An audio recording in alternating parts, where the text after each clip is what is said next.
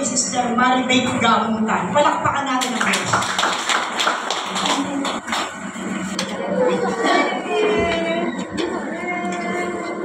Ano po ba tayong makinig sa gawain ng pagbibigay?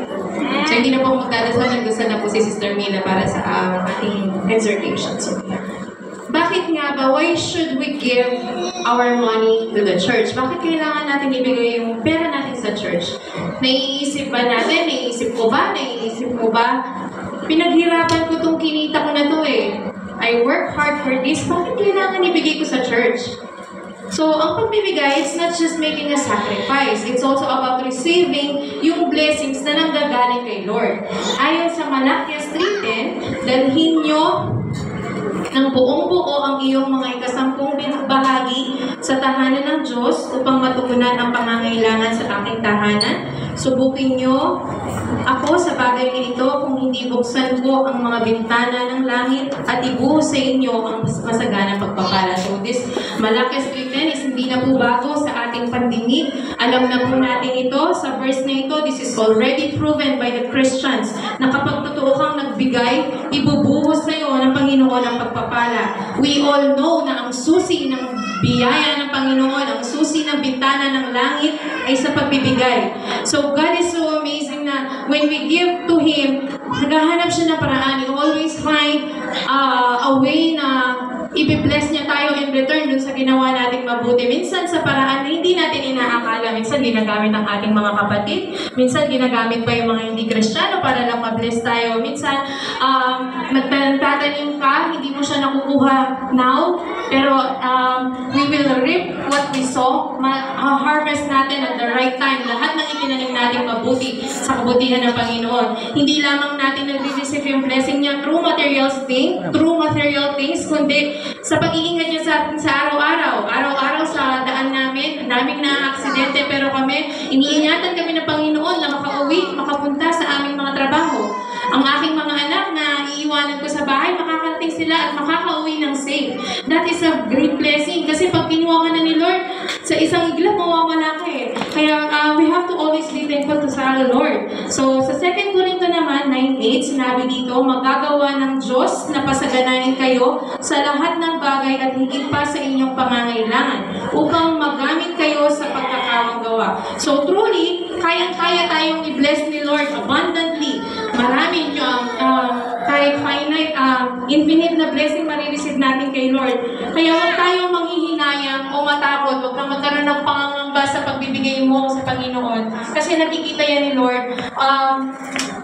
Whether in terms of money o yung time at effort na binibigay mo, yung pag-music ministry mo, yung pag-Bible study mo, nakikita lahat po dito ni Lord. So Lord will bless us beyond measure kasi through giving, pag tayo ay nagbibigay, it's not just receiving yung blessing na nanggagaling kay Lord. It is also sa pagbibigay natin, we support God's ministry. We support yung creation, yung plan ni Lord para sa kanyang creation dito sa lupa. So tayo, nagiging accessory tayo, nagiging kasangkapan tayo na maipahayag din kahit pa paano sa pagbibigay mo, lumalaganap ang salita ng Panginoon at hindi ito napuputol. We are giving to be blessed not just by material things. Ang most importantly, we are blessed dun sa spiritual needs natin. Imagine kung wala tayong Diyos sa ating buhay, nasa na kaya tayo ngayon? Diba? Ano na kaya ang buhay na meron tayo? Sometimes we are just too blind. Kagiging blind tayo to see the blessings na sinashower sa atin ni Lord. Na nare-receive natin, hindi natin ito nakikita. We are less appreciative. Hindi tayo nagiging appreciative na meron ka na hindi mo naman nakikita. Or sadyang ayaw mo lang tignan ang blessing ng Panginoon. Instead of complaining, instead of worrying, why not count your blessings? Bilangin mo yung blessings na binibigay sa iyo ng Panginoon. Naiinis ka sa anak mo kasi malikot? Naiinis ka sa anak mo kasi matigas ang ulo? Pero yung iba, they are having a hard time to conceive. Nahihirapan silang mag-conceive ng anak. Gumagamit pa sila ng siyensya. Gumagamit pa sila ng maraming pera. Pero hindi sila nagkakaroon ng anak. Pero ikaw, reklamo ka ng reklamo sa anak mo. Remember, you ask them to the Lord. Hiningi mo yan sa Panginoon. Kaya very blessed tayo as mothers dito sa lugar na ito. We are very blessed na nakakapag-conceive tayo naturally. Hindi natin kailangan gumastos ng malaking pera para magkaroon ka lang ng anak. Puro ka reklamo sa trabaho, reklamo kang pagod ka, stress ka, ang hirap magtrabaho, ganyan, puro ka kanilang negative.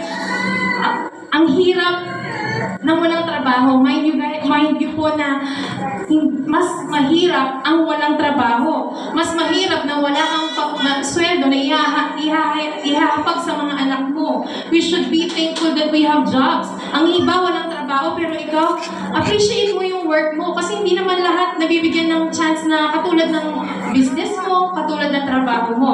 Sa mga anak, sa mga kabataan, naiinis ka sa nanay mo, sa tatay mo kasi parati kang pinapagalitan. Lucky for you, meron kang nanay at tatay na nag-guide sa'yo at nagpo-provide ng pangangailangan mo. Others don't have parents, others don't have mothers, di ba? Yung iba walang tatay, walang sustento.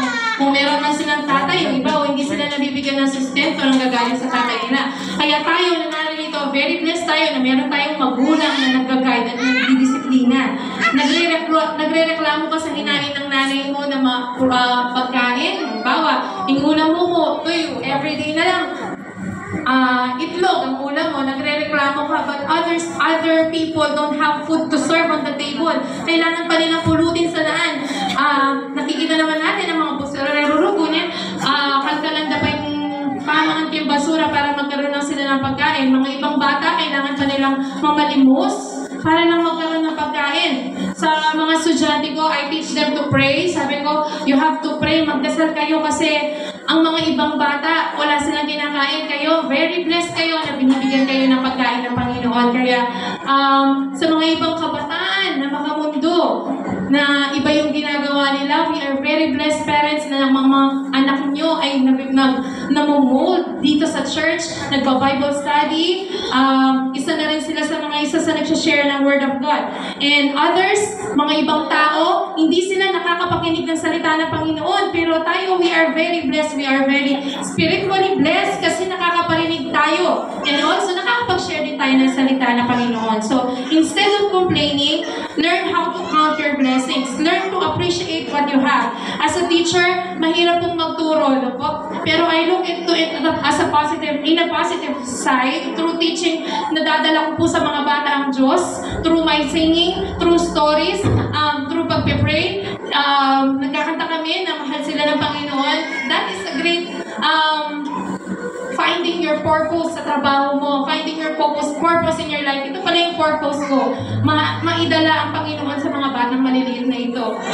Kaya brothers and sisters, when we give, dapat taos sa ating puso because it brings honor and glory sa Panginoon. Kaya tayo pong lahat ay magbigay sa Diyos po lahat ng kaburihan.